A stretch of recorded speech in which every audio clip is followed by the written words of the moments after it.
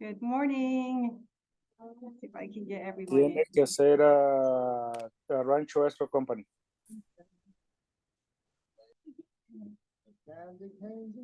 Good morning, everyone. Okay. Oh, good morning. Good morning, Brandon. You're here. Hi, Leilani. Yeah, hi. Hi. Good morning. Good to see you. Hey. Kind of. I mean, I know you. Yeah. Don't see you. Good morning, Bob. Masucci. Good morning, Ellen. Welcome back from your trip. Let me let some more people in. Good morning, Miguel. Good morning, Deborah Myers. Hope you're doing well, Deborah Myers. Deborah Little. Good morning. Good morning. Good morning, Ricardo. Good morning, Evelyn. Good morning, Tom. You see, I have a guest with me. A welcome guest. A welcome guest, yes. He's coming to just say hello, and then he's going to get to work. He's got his workout cut out for him this morning. Does your home look like Christmas yet? Good. Yes. We have 2 trees. One in the family room and one in the loft. Did you do both of them, Deborah? My grandchildren did. Oh, okay.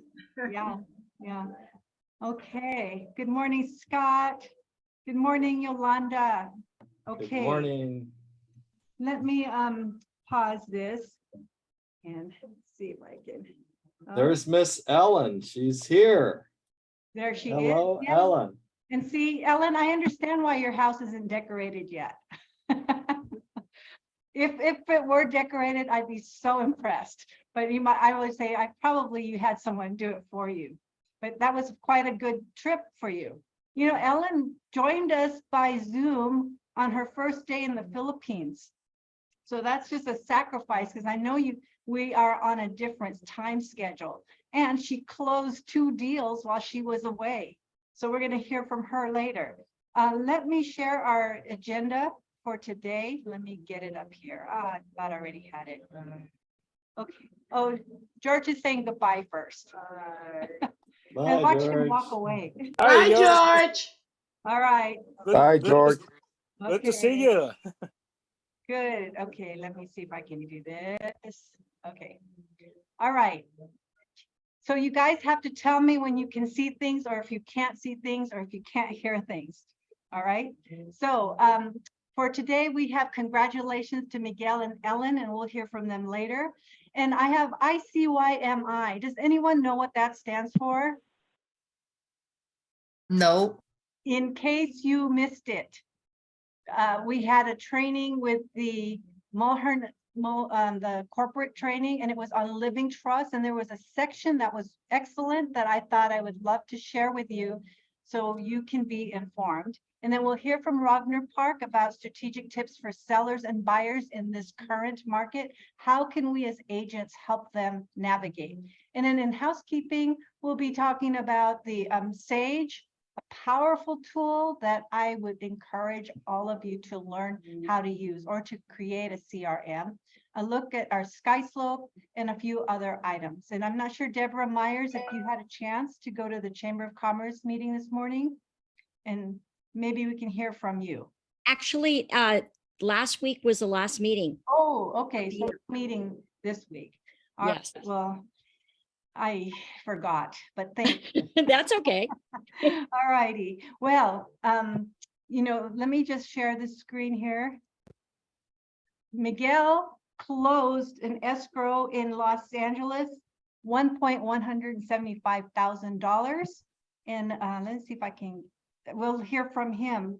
Miguel, I was thinking it's good for us to share with our agents about some of their transactions, because I know when I was an agent sitting in your shoes, I always wanted to know, how did they do it, and what did they, you know, what did they encounter, and how did they overcome any obstacles that came in the way? And so Miguel, why don't you share with us your particular transaction in Los Angeles? Okay, this is a started. Well, this property, this property, it was original we sent the offer. It was accepted by the buyer. But then when we start like counter, I mean, by the seller, yeah, sorry, my bad. Yeah, so but during counter and everything, buyer and seller they don't agree on the sell price, and everything went call. After that, the seller accept another offer, and they put us out of the game. So we had to submit the offer back as a backup offer, and accepting all the terms that the seller was asking. The original offer that we sent, it was 1.1, almost 1.2 million. Then the second one was 1.175, which at the end they agree, but they don't give us no credits at all. Property was in trust. Was a lot of things new to me in these transactions. A lot of documents, a lot of things that I had no idea that I'm gonna be dealing with. But at the end, everything worked out. And for my surprise, the house was already second owner since the house was built.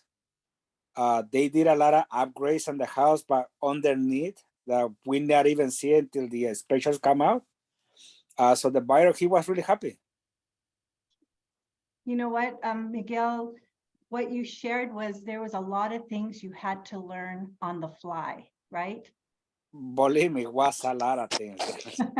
A lot of Okay. things that I was not aware of. And you know what? I wanted to share that with all of our agents because, you know, if you're waiting until you're totally expert at everything, you're going to be waiting a long time because there's always something new that comes up. And the best way to learn, as I've always said, is to jump in. And then guess what?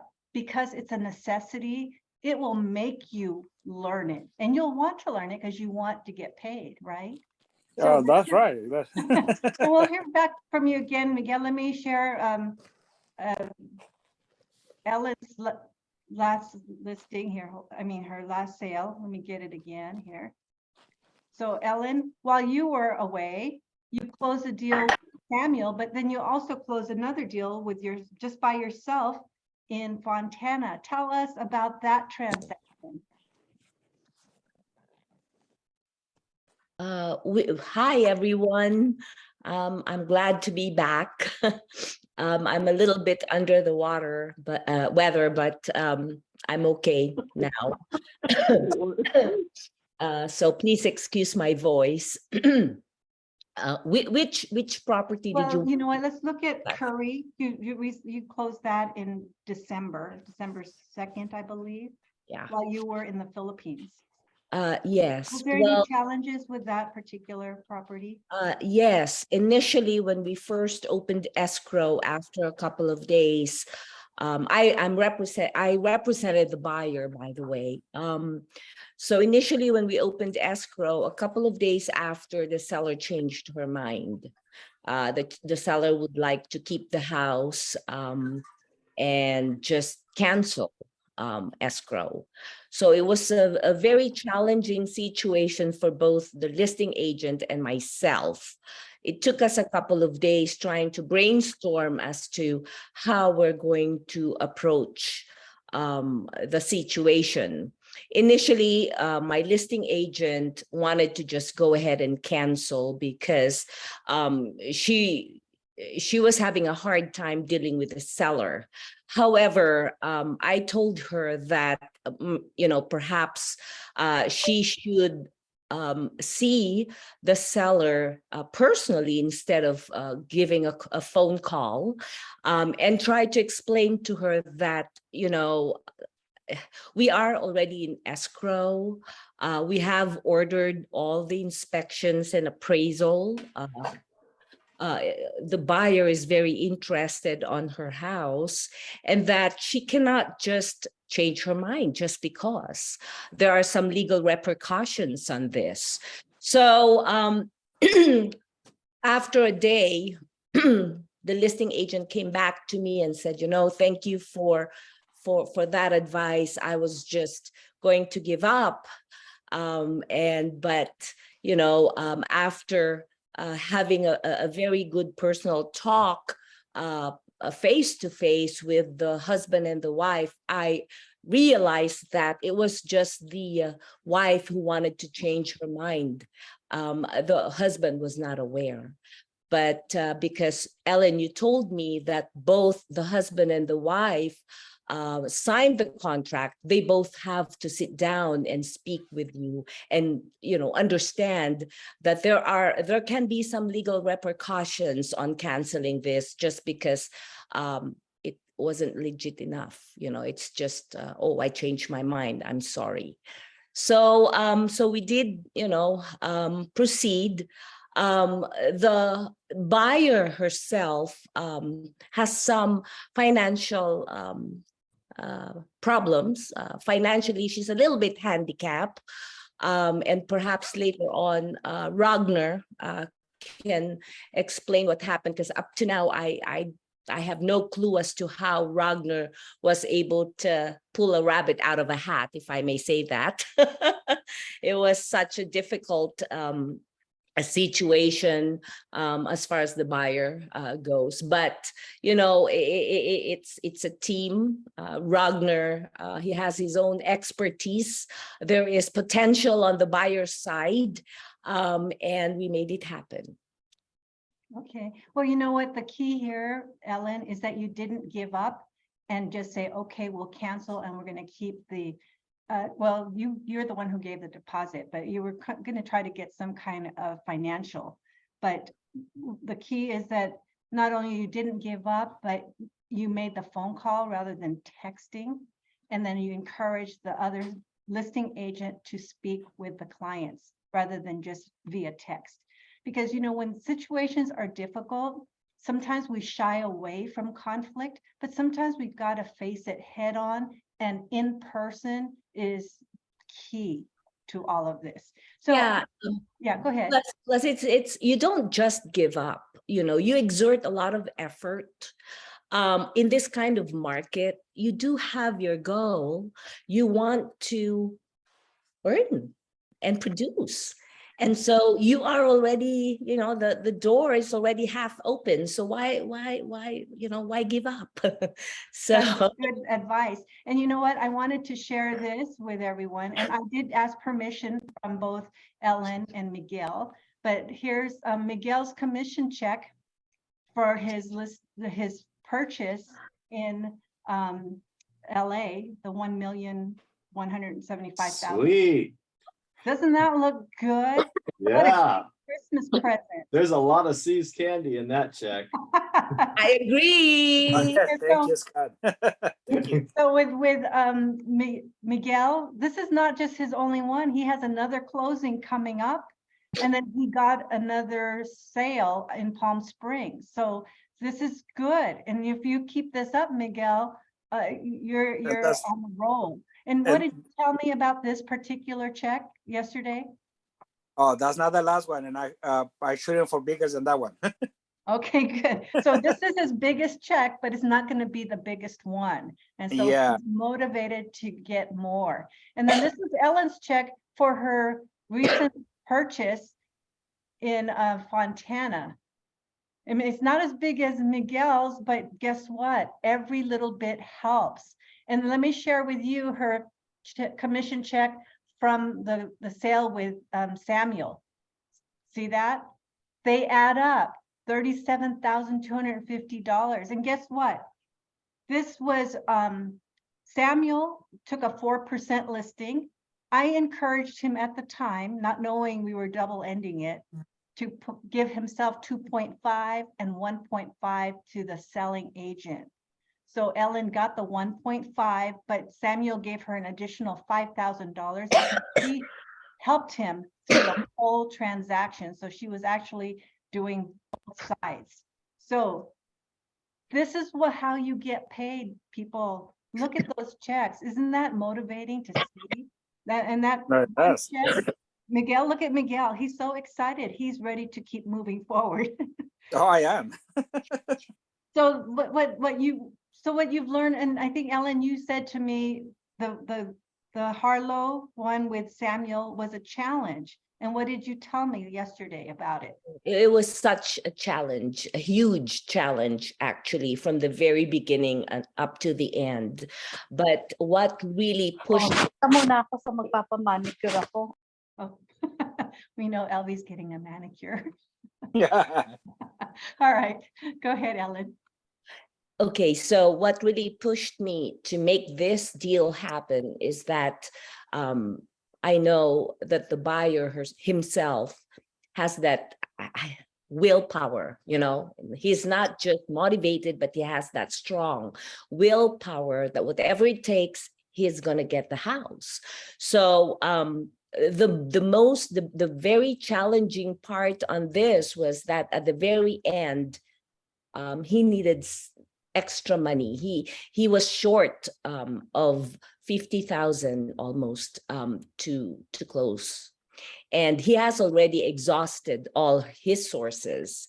And so he came to me and he said, perhaps I could ask the seller to give me credit, or to give me, you know, to loan me 50,000. And I said, I don't think the seller is going to do that unless you have some kind of collateral.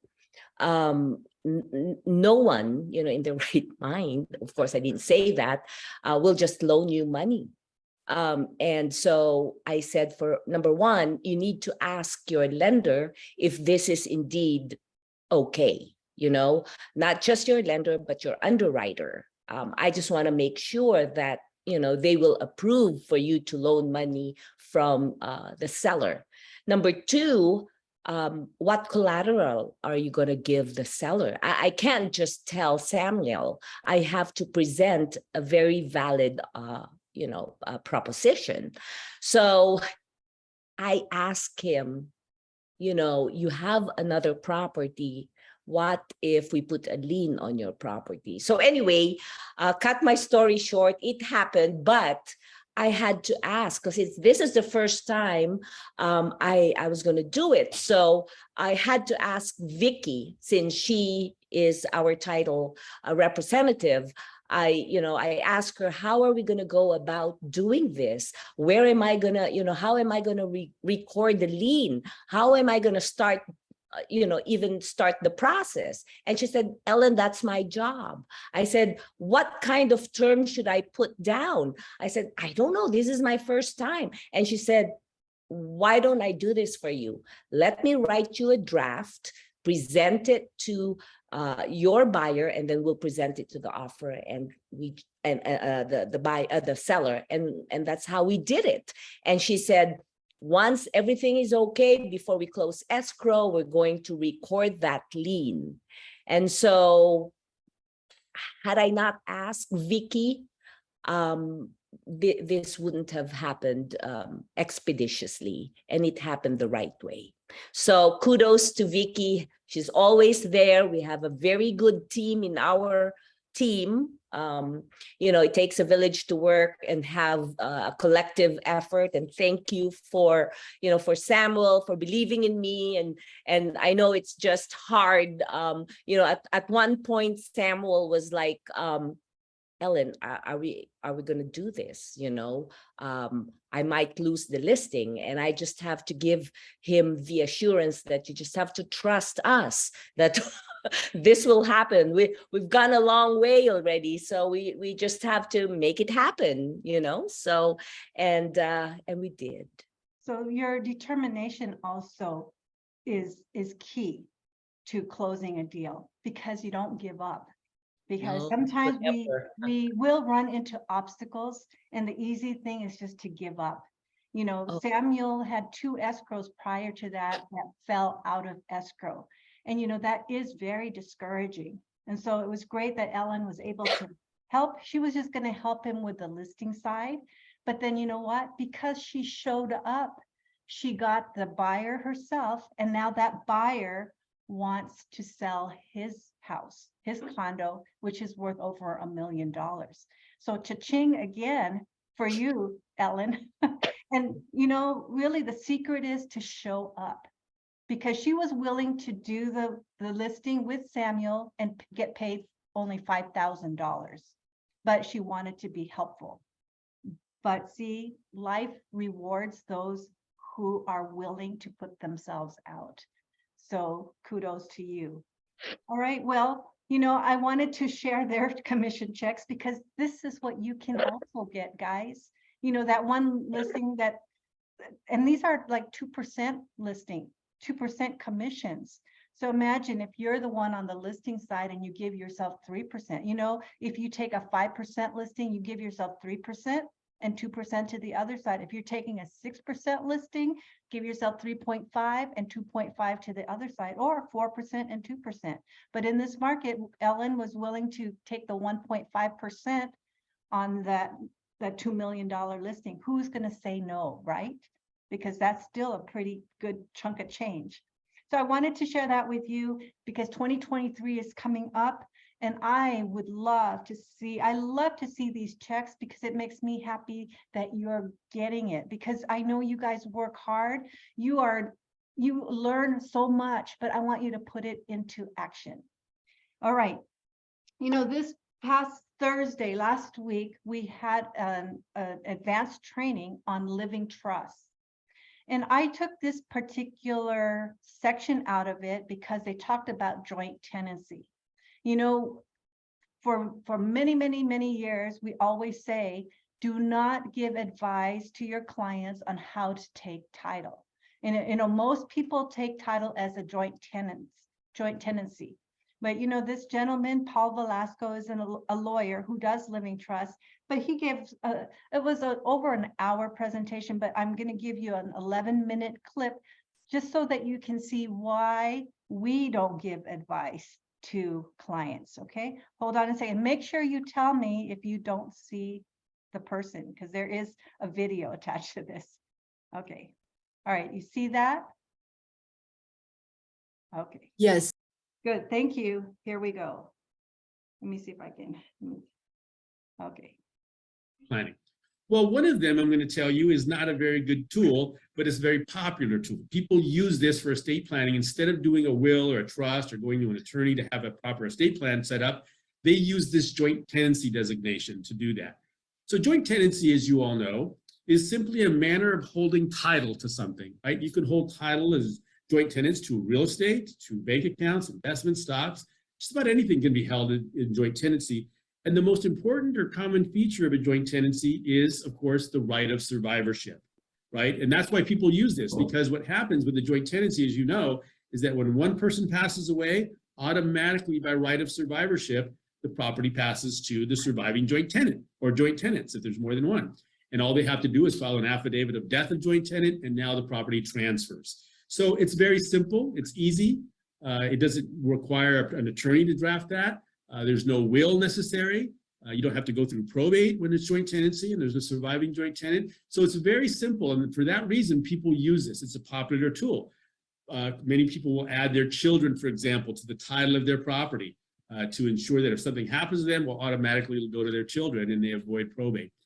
But let me talk to you about why joint tenancy is the worst way to take title to anything. Even husbands and wives. I know that today, people, when they take title to property that they're purchasing, joint tenancy is still a very popular way to take title. And I'm going to talk to you about why that could be a problem. Right? So let's talk about joint tenancy. I'm going to talk to you about these problems in the context of cases that I've had to deal with where joint tenancy was the issue. Right? So let me just talk about this. Number one, the first thing with joint tenancy, the first problem is, well, this is not a case. I'm just going to tell you the first problem mainly, generally with joint tenancies is that if all the joint tenants are deceased, then we have a problem. So let me just say that 3 people own title to property, right? One passes away, automatically by right of survivorship, it goes to the other 2. And then that one other person passes away, and now we're left with 1. And that joint owner is the sole survivor and has the property. But what happens when that person dies? Probate. So joint tenancy is not the answer. It's not the final answer, because ultimately one day there's going to be a day of reckoning when all the joint tenants are deceased, and then that property is going through probate. So that's not the answer. That's the general problem. Here is just some cases that I've dealt with in which joint tenancy was the problem. So here's the situation. A client came to me, this was several years ago. She came to me And about a year or 2 years prior to the time she came to me, her husband had passed away. He died unexpectedly. He died fairly young. He got sick and died. And she was not in good health either, the wife. And so she was concerned that if something happened to her, her property, her home was going to go through probate. She had heard about that. She had some, young boys, and she wanted to make sure that they were going to get her property.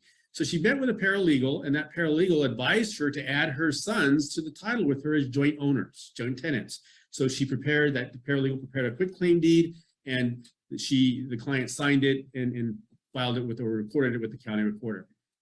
About a year after that, one of her sons, unfortunately, was involved in a tragic motorcycle accident in which he was left in a permanent vegetative state.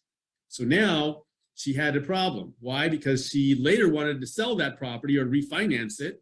And because he was on title and could no longer sign, she was not able to do that, which is why she came to me. Because when she came to me, we ended up having to establish a conservatorship for her son. So we established this conservatorship. And now she was the conservator of his estate so that she can sign the documents to sell the property, which she ended up selling. But then 1/3 of those proceeds ended up going into the conservatorship, and she had to manage it for him, even though that's really not what she intended. She didn't even know that by signing that deed, she was actually adding them to the title today. She thought with this deed, it meant that when she died, her sons would have ownership. But no, when you sign a joint tenancy deed or any deed, as you know, you're adding somebody to the title. They're owners today. In fact, when she signed that joint tenancy deed and recorded it, she was only owned 1/3 of that property. The other 2/3 were owned now by her sons. And now with this problem that her son had, she was left in a lurch where she could no longer deal with anything without his signature. And now we had to go to court. So again, you can see why, one reason at least, why you would not want to add somebody, a child, for example, to your property as a joint owner. Here's another situation. A client of mine had her daughter on title to she had 3 properties. Her daughter was on title as a joint owner of all 3 properties. And she had other children, by the way, but this was her oldest, and she put her on there because she thought that if something happened to her, again, everything would go to her daughter and there would not be a problem. Well, that daughter ended up going through a divorce. And those properties now, even though everybody understood that those were really mom's properties, and mom was the one that purchased them, she's the one that made the down payment, she's the one that paid all the expenses for the property and the mortgage, and she was receiving all the rents, but because it was on title, that property was being pulled into the divorce, and now the husband was making claims on those properties. So you can see situations where, because whatever problems your children are having or whoever you have on there, their problems are now going to be your problems. Let me give you another example of that. I had another client. This was not a real property. This was a bank account. The client had added her son as a joint owner on her bank account. And she did that again for convenience purposes, for purposes of ensuring that if something were to happen to her, her son would have access to the account. So she adds her to the account. Sometime after that, she was opening her bank statement and realized that there was a 0 balance in her account. So from 1 month to the next, she had nothing in there. She thought she was the victim of fraud. That wasn't the case. What we ended up finding out was that her son had a judgment against him. Somebody had sued him years prior and obtained a default judgment against him. He never defended himself. And they found that account with his name on it, and they levied the account. Now, normally when you do that, the bank is supposed to notify the owner of the account that there's a levy being placed on it and give that owner the opportunity to object. Well, she didn't open the notice. She never got it, claims. And so now that creditor was able to take all that money. Now, we got involved and ended up getting most of that money back for her because we were able to prove that it was not the son's money, it was her money. But we still had to pay the creditor to go away, and she had to pay my fees. So fortunately, she didn't add that son to the title of her house, which she was going to do also. Because if she had done that, that judgment lien would have attached to that property too. So you can see a pattern here, right? This is what we're trying to avoid. Let me talk about husbands and wives for a second. Husbands and wives when it comes to joint tenancy, and why that can be an issue or a problem when you use joint tenancy with husbands and wives. So before I talk about the problem, my client that I had to deal with, let me talk to you about just some concepts, basic concepts about basis and capital gains. So if I buy a property, let's say I buy a rental property for $500,000, and I later sell that property, 5 years later, I sell it for $1 million.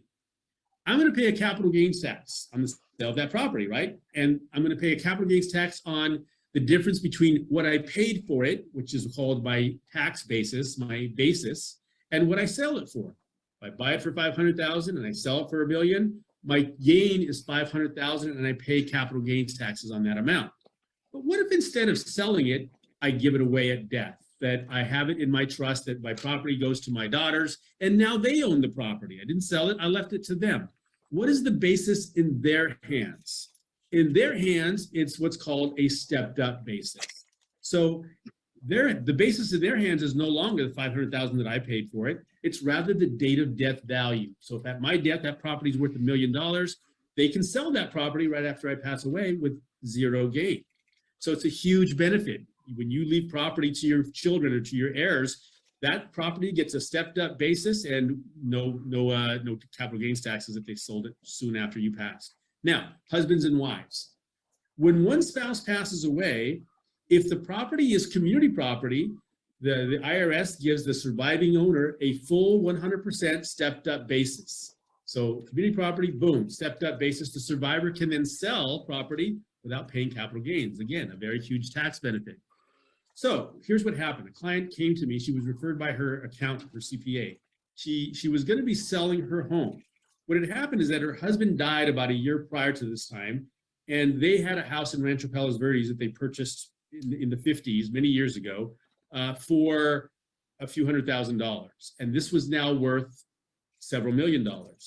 And she wanted to know, when I sell this, because she was going to sell it and go live with her daughter. She didn't want to live alone anymore. She wanted to sell the house and wanted to know, if she sold it, was she going to pay capital gains taxes? So we pulled the title, and of course it was titled husband and wife as joint tenants. Unfortunately, the IRS does not recognize joint tenancy property as community property, even though under state law, it is community property. It was purchased during the marriage with community property funds. It's the very definition of community property. But the federal government is not bound by state law. They don't care what the state rules are. They're saying our rule is, if it's community property, you get a full stepped up basis. Show us that it's community property. Show me something in writing. Show me the deed. Show me an agreement that it's this community property. Well, she didn't have anything like that, unfortunately. The title didn't say that. So she only got a 1/2 step up. The 1/2 that belonged to her husband got stepped up to the date of death value, but her half stayed at the same basis that they had when they purchased it. So in other words, when she sold that property, which she ended up doing, she paid several $100,000s in capital gains taxes, which could have been avoided had that been community property instead of joint tenants. So you can see the problems with joint tenancy. Now, I'm not telling you this for you to go run and tell all your clients, hey, you got to take title as community property. That may not be the case. Maybe somebody's buying inheritance to buy the property, and so it wouldn't be community property. But what you know now is there are issues. There may be problems, that there's something that should be dealt with. It's something that they should consult with somebody in order to determine in their circumstance, what's the best way for them to take title. And by the way, if they're asking you how they should take title to things, it means they don't have a trust. So if they had a trust, it should just be titled in the name of their trust. And now that they have real estate, it'd be important for you to let them know it's time to get a trust, okay? So this is what I'm talking about. These are joint tenancy, what we're trying to avoid. Let me just tell you one other.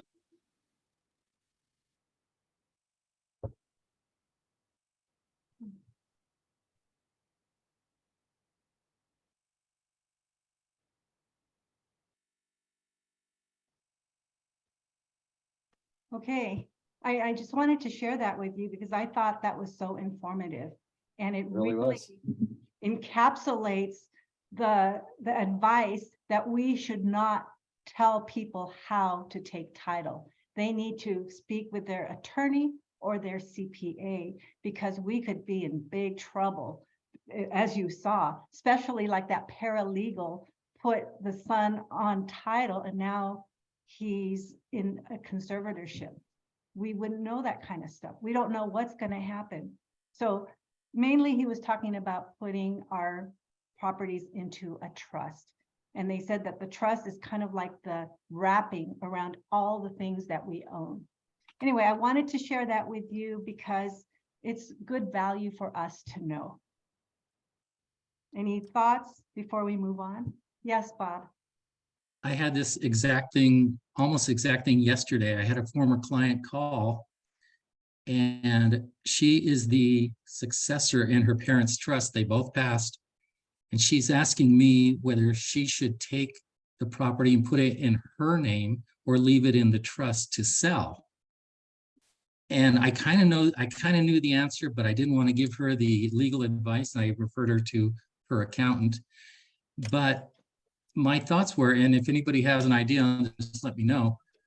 I was thinking she should not take it out of the trust because it would give a step up property value, which would increase the taxation on her now, as opposed to what her parents have been paying.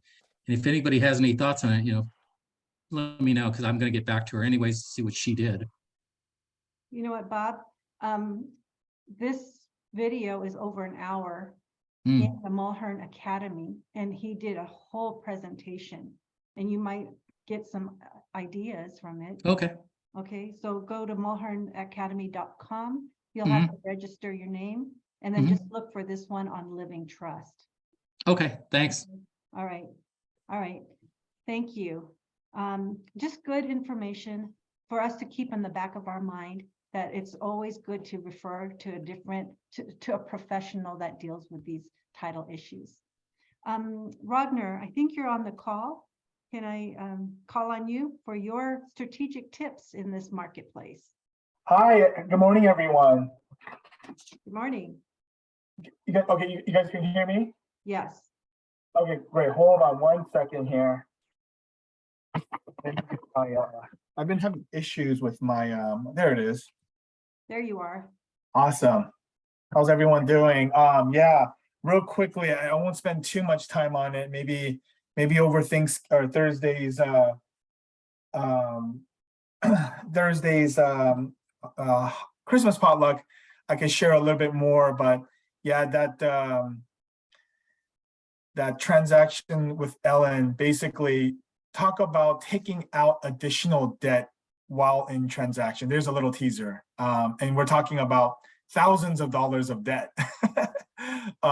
during an escrow transaction. But yeah, thankfully we were able to save it and obviously close and a done deal. Yeah, today what I wanted to talk to you guys about was, so I'm going to use this as a real life example. I'm working with an agent. I've known her for several years, and she has a listing in Moreno Valley. And we were talking, and she mentioned how, I think she's had now 2 or 3 weekends of open houses, and how she hasn't been getting a lot of foot traffic. And I mean, it came down to various things. It wasn't just one reason, right? The property, it's fully upgraded, but it's very, and I hate using this word, but it's very gaudy. The upgrades are very, the word that comes to mind is gaudy, right? It's, I don't know another adjective, but it's just not really well done. And thus, my opinion was that the property was listed a little bit too high. And but she gave me some feedback as to some of the people that came through the open house, and they were just saying, wow, at this price point, what's going to be our payment? And I think the payment is too high and whatnot. And I just gave it away, but her name's Suzanne. I guess it's no secret. It's a property in Moreno Valley. And so Suzanne said, Ragnar, what can I do to make this property more attractive outside of lowering the purchase price, right? I need more people coming through the doors, because they only had like, well, they just finally got an offer after 3 weeks. Yes, it is 3 weeks. They just got an offer after 3 weeks, and it wasn't a good one. And I said, look, they cross-qualified with me, and the lender was very hesitant in providing me documentation. But anyways, it just wasn't a good one. And I told her, I don't feel confident about this one. You can accept it, but I personally don't feel confident. That all being said, I told her, hey, what do you have on your NMLS listing? And I gave her the phrase in which I shared with you guys it's been about a month or so, and that was property qualifies for below market financing. With a full price offer, seller will provide a credit of blank that can be used towards credit. That can be used as credit towards obtaining a below market interest rate, right? And so we'll see what the outcome is going to be, but this was the first. She's going to be doing it for this coming weekend's open houses, but the tagline would be seller contribution available, right? And why I want to discuss this, and I know it's I'm regurgitating from about a month or two ago, but because right now the sentiment, I don't know if you guys heard, but on the Fed, I think just announced they raised the rates by 0.5 point. Okay, so it wasn't 0.75 point; they did raise it by 0.5 point. Tomorrow, when Powell comes on to address the state of the economy, we will really see what's going out in the market, okay? Because let's see, today we're seeing about a 4 basis points increase right now as a result, but we'll see how the 10-year bond reacts tomorrow. So I'm gonna refrain from saying anything about rates right now. But yeah, the sentiment with buyers right now is that property values should be crashing. Rates are still high. And so right now, really, the bottom line is you're seeing hesitancy right now with buyers. A lot of buyers are just sitting put. But Scott used a good word earlier today when we were chatting briefly, and that was equilibrium. I actually believe in that. I personally do see we're kind of at not a standstill, but you're not seeing prices like really deep or appreciation deep. It's really leveled off. And in interest rates, while it's been skyrocketing high for the majority of this year, we obviously have seen some retraction in the market for the past 3 weeks right now. And the bond market really hasn't been pushing beyond that 4% or the high 3.8 for the better part of really 3 weeks. Now, again, we will really see the results of this tomorrow after Powell's speech. But today, I just wanted to talk to you guys about, what can we do to make buyers more attractive to your listing, and what can you do as a listing agent just attract more traffic? Before I begin, I just want to throw that out there. Perhaps Ellen, and I'm sorry if the same people are being picked on, but I don't know if Miguel's still on. What are you guys doing right now to make your buyers buy in this marketplace? And if you're on the listing side, what are you doing to attract traffic right now? And any of you guys want to throw anything out there, any suggestions, any tidbits that you guys like to share? Well, what I do with my buyers right now, especially this last one that I closed in Los Angeles, he was worried about the rate, not much about the price of the house, but he was kind of worried about the interest rate because he was with the how to call a bank statement loan. So the rate that he was first qualified, it was 8.5. I think it's 8.5, 8.75. So at the end, he get because by the time that we close, they increased the loan limits for conventional. So he get the conventional rate, not the high limit no more. But what I told him it was about the rate is like, what? One of the things that I say most of them is you date the rate, you marry the house. There you go. So the rate later down the road when it goes down, you can refinance that one. Yeah. But you can never find the house at the price that you're gonna get it right now. Right. That's Very what good. that's the phrase that I use. Like you date the rate, you marry the house. Yep. That's good. Very good, Miguel. That's awesome. Yeah, definitely want to date the rate, marry the house, date the rate. Something that we've been pushing, that slogan we've been pushing too with the introduction of our ARM rates, right? The idea that you could get below market financing with an ARM rate. So our ARM rates are still in the mid 5s. But knowing that you're not going to be married to that rate forever, right? You're just really dating that rate and you can refinance it later. Anyone else want to share any tip? Yeah, Ellen. Yeah. Okay. As far as on the selling side, I mean, listing side, before you take your listing, make sure that the property is in a very good condition. Good condition. Invest a little bit as a listing agent, especially in this kind of market. Stage it if you can. Present it very well before you put it out in the market. Do a very good photos. In other words, present the house very well before you put it up in the market. Very good. Yeah, as I can definitely attest that on behalf of the agent I've been working with in Moreno Valley. Yeah, you want to definitely stage it very well. I'd like to just add that, I know when you get a listing, you're so excited to just slap it into the MLS.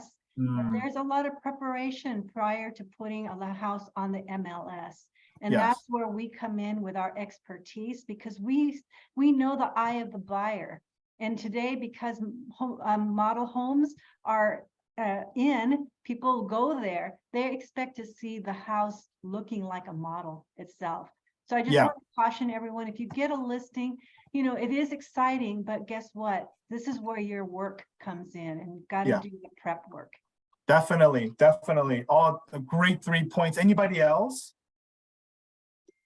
Using the coming soon to pre-market the house beforehand also will bump up your traffic because of I'm sorry, Scott, what was it that? Just one more time, because I didn't get coming it. soon. The MLS has Oh, the yeah. coming soon status. Yeah. And there's people that are they're looking, and that if you use a few days, I think you can go up to nearly 2 weeks on coming soon. Use some of that time to your advantage to build up demand. Awesome.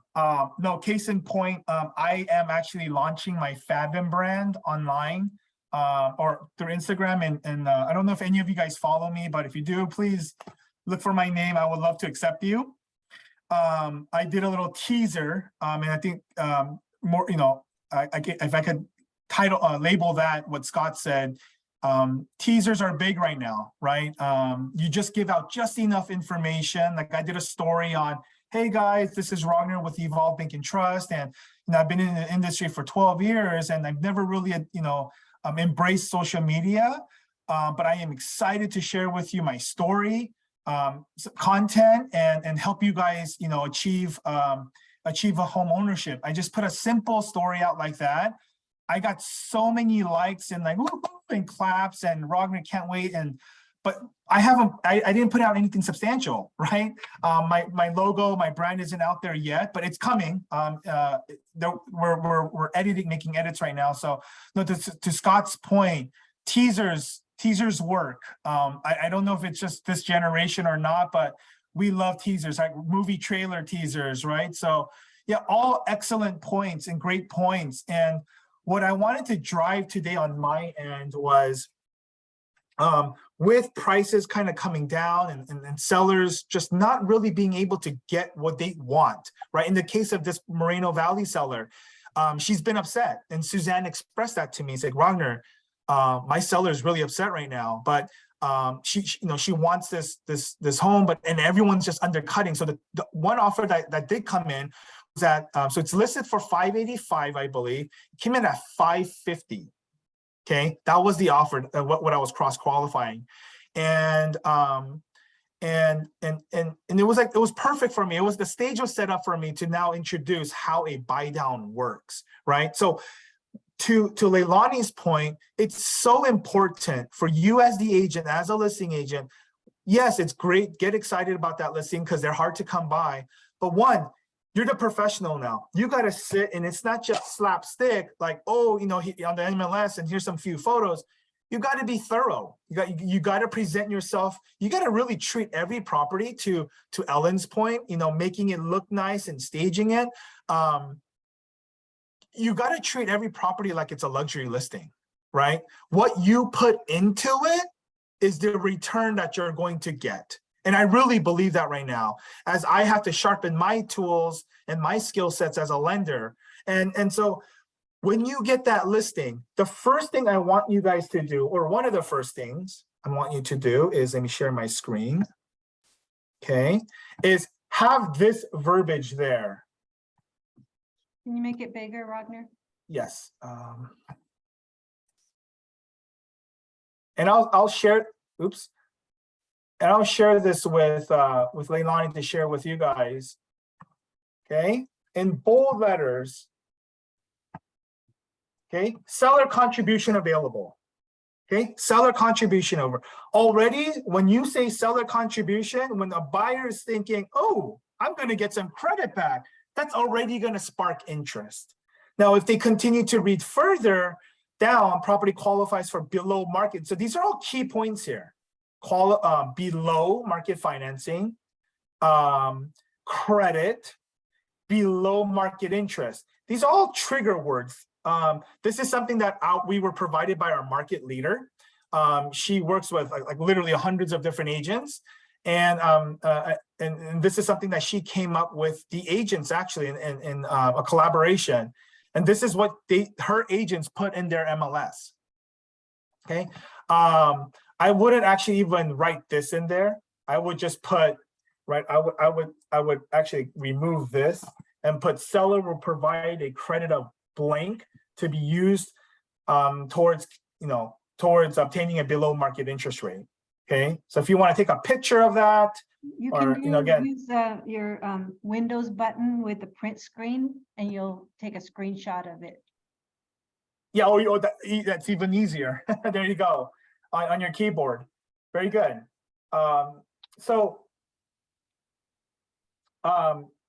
Yeah. So we had Suzanne, or Suzanne's going to be doing this, and I'll share what the results with you guys next week. I know we're not meeting, but maybe I'll send out an email and share with Leilani, like, hey, she received this much more more traffic, but it's something. It's a tool out there for you to use as a listing agent to try and garner more traction, right? What buyer, when they hear the word credit, below market financing, below market interest rate, is not going to be interested when the rates are higher. And what we're really doing again is, and I'm going to reshare my screen with you, is I know I shared this before in the past, but I really want you to have this sink in. Okay, I'm going to share my screen again. Okay, I really want you to really just digest this for a second here. Okay, so I'm going to just do this real quick. I'm going to, I hope this doesn't get messed up. Let me see.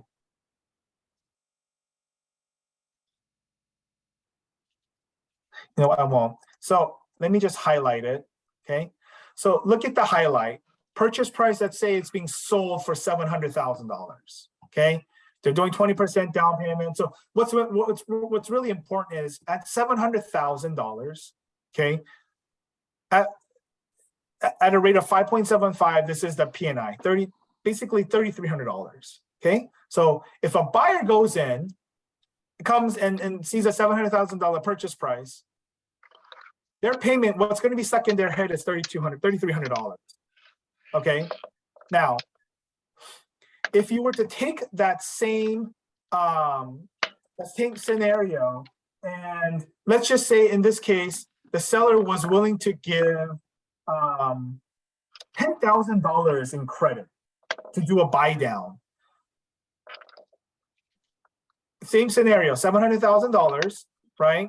That if you buy it down, you can buy it down to like a 5.125. Your P&I payment now becomes $3,000. Okay, $30,000 sounds a lot more affordable than something closer to $3,300. Okay, now let's just say that the seller is going to offer $20,000. Okay, well now your payment's going to be $2,900. 29 sounds a lot better than 33, right? It's mental. It's completely mental. Now here above, okay, using that same scenario, when you do and this is where you have to work with both the seller and the buyer. Let's just say that there's a $10,000 in price reduction. Okay, So the buyer comes in and says, oh, my seller's going to do a accept it at a $10,000 discount. So you buy it at $690. Well, to the buyer, the payment is still at 32 plus, right? When the buyer is thinking, oh, okay, a $10,000 reduction, you know, that's only really a $50 or $47 reduction in the price. That's not going to do any, that's not going to sway or convince a buyer, oh, I'm getting a real big benefit here, right? Do you guys see that, right? A $10,000 in reduction of a price, while the buyer might be thinking, oh, I'm going to get it for less than the listed price. When they look at the principal and interest payment, the first two numbers are the same. It's $3,200, right? They don't really care about what's after that. It's $3,200. They already know subconsciously it's just going to be a few tens of dollars difference. Okay, so again, that's the power of the buy down. And the buy down, unfortunately, buyers and sellers, you know, don't understand how it works, and that's why you want to have. That's why you want to have in your MLS that statement, seller contribution available. Okay, and then you're going to work with your lender. Okay, and so I told Suzanne, hey, any buyer that has a question of how this works, just give me a call. Give me a call. I will answer and I will explain this to you. And that's how you're going to be able to win just a little bit more. Okay, but again, having those words, seller contribution, and now that conversation is going to be with the buyer to show them, right, step by step, Mrs. Buyer, you could take a $10,000 or $20,000 in reduction, but this is all it really does to your payment. You're going to save about $50 to $100. But if you apply that, you're going to make the seller happy, right, by not having to lower the purchase price effectively. But if you were to use the funds to buy the rate down permanently, then look at how much you can save in your monthly payment. The other alternative is in the same vein of seller contribution is to do an ARM rate, okay? Because so like with Ellen's client, she happened to be a nurse practitioner, so she qualified for the medical product, 0 down payment, okay? 0 down payment, 0 PMI, and got an interest rate of 5.75, okay? When all buyers right now are like in their heads, rates are in the 7s, we got her 0% down payment, 0 points. She didn't have to pay any additional origination fees and no PMI. She was able to get a 5.75. Now, you don't have to be a medical professional. At Evolve, we extend our ARM products to anyone, to the public. So again, seller contribution available. Doesn't have to be just buying down the rate, but with the conversation with a lender, we can then introduce the ARM products in which, you know, are about 2 percentage points lower than your conventional rates. If this is something you're interested in, you want to learn a little bit more about, Ragnar, how does this work mechanically? Can you help me? I am here to help, guys. Okay, I hope this helped. Thank you, Ragnar. Good information. I know our time is limited here, but so I'm just going to share with you a 2-minute video from Sage, and I've slowed it down to 50% so that you can see it, because when it goes too fast, your brain will explode. So I lowered it to 50%, but the music sounds really weird because it's slow, but I wanted you to watch the video. So let me try to get this on and make sure you tell me if the video shows. All right, let me see here if I can get it up. Okay. So can you guys see what I'm doing right now? No. Okay, all Blank right. screen. Thank you for letting me know this. Let me just get situated here, and then I'll reshare my screen again. Okay. Can you see this where it says, do you want to continue video? Yes. Okay, good. All right, here we go.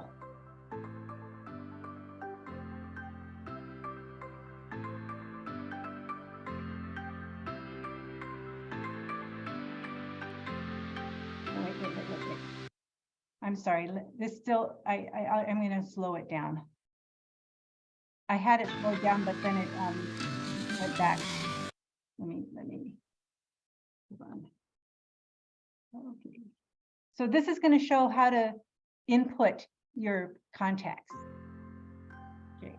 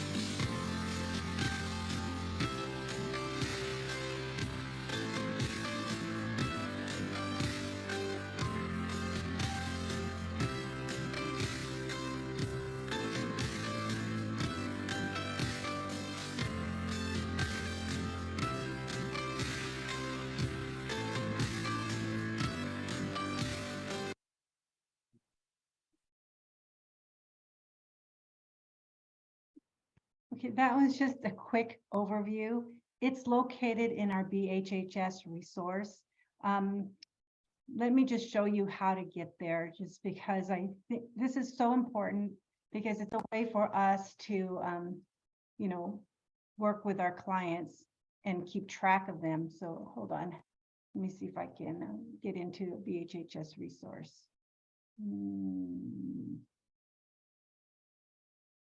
Okay. So let's just pretend we're gonna log on to BHHS resource. You should all have access to this. You know, it'll bring you up and, you know, where you sign in, and my username and password are automatically filled in. So I just log in.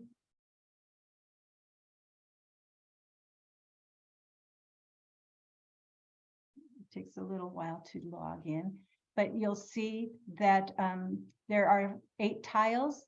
If you click on the Learn Center. Okay. And then scroll on this black bar all the way to the right is Sage CRM training. And then you'll see all the different Sage webinars. And then you can open up a Sage and then listen to the webinar and walk through it together. So you'll see if I click on this first one, it'll show all these different series that you can log into and watch. Okay. You know, the CRM is a tool that we need to become more familiar with. And so I just bring it to your attention again, because this will be your friend. And if you saw in that video, he was able to create an engagement plan for this person that he met at an open house. And then it'll tell you, call them, email them, or do something. So they give you tasks. So, you know, as an independent contractor, we kind of have to think for ourselves what to do. Here you can put them into an engagement plan, and then it will tell you what to do, so that, you know, you don't have to think, oh, what should I do today? It will give you a task reminder and email you. So I wanted to share that little piece with you. I'm going to skip the sky slope, and I just wanted to remind you that we have our Christmas party potluck tomorrow, Thursday, at the office at 1 o'clock. And we will have some special guests joining us. Dennis will be there, but Thomasina Mulhern is planning to join us. I spoke with her yesterday, and she already has it in her calendar. She'll need to have Elaine drive her, so she'll probably be joining us as well. And then Allie, you know, Allie is with our Marketing Resource Center. She's come to our Wind Down Thursdays in the past, and so she's also coming to our party, but she asked me if she could bring Paula, who is also a marketing guru. So if you are wanting to learn how to utilize some of the resources we have, this is an opportune time to connect with them there. But I'm just gratified that they're willing to come. So I'm glad that I think we have about 20 of you agents attending as well. So that should be good. We'll take some pictures and we'll have some fun. We have some games, we have prizes, we'll have food, and we'll have music. So today is the last meeting, business meeting for the year, because I can't believe it. 2 more meetings. I figured you guys wouldn't want to meet next week, right? Because it's before Christmas and you might be getting your Christmas shopping done. And then also the following week is between Christmas and New Year's. I didn't want to bug you then as well. So today's our last business meeting. I thank you for showing up, and I hope you got good information. If you want to watch that Living Trust about the joint tenancy, there's so much more in there. You know, please go on to Mulhern Academy. And then tomorrow we do have a training with Debbie DeGroat. Let me just show that. Let me do that again. She'll be speaking about 10 things you must do before the end of the year. 9 to 10. It's just a 1 hour investment of your time. You know, it's information we know, but sometimes we always got to get that little kick in the butt. I go because I always want to know how I can help you, but I also want to help myself. I'm starting to get my gear ready for the new year, 2023. So anyway, thank you one and all, and we will see you tomorrow if you're coming, okay? Take care. Thank you. Bye-bye. Oh, Thank you, Leilani. Bye-bye. You're welcome. All right, take care. Bye, Leilani. Shopping. See you tomorrow. Okay. Rogner, See you tomorrow. send me the verbiage. Scott, thank you for going to the funeral tomorrow for Bill. Yeah, Tell- I'll see you tell- tomorrow. Yep. You know, our condolences to the family. So, Yeah. all right. And Brandon, hope things are going well with you. You know, and I don't, now I see Tita Aikens. Tita means aunt in Tagalog. So that's Rita. Take care, everyone. Bye-bye.